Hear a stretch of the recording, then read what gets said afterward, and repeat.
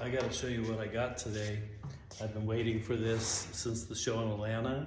This is the new Shaper plate, my unboxing of the Shaper plate. So, take out the box.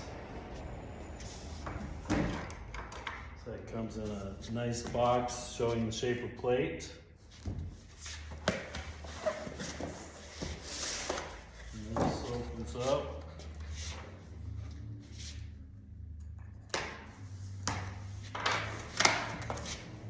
It's nicely packaged. Not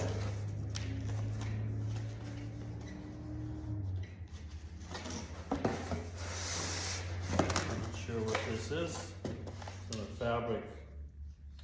fabric cloth. And this is the plate. So that'd be nice. Keep it dust free. It's fabric. And then you have the plate. So it has a couple different adjustments and settings. So you can find the center of the item, and you can route out hinges and different hardware, accessories, and anything you've got that fits in that area. I'll have to look at that.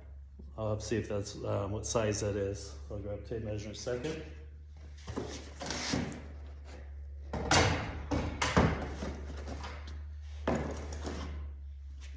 Even comes with a Shaper sustainer. Let's see what's inside. Some instructions. Some clamps. It'll fit in that plate and hold it down. Kind of unique, the shape of that. How it fits in there. There's two of those clamps. And it looks like there's some other pins that maybe they can be screwed into the plate for alignment. I'm gonna have to do some research. I'm not sure what those are. That's kind of cool way to store the clamps and then the plates in that bag. And obviously the instructions, so I'll have to look at that.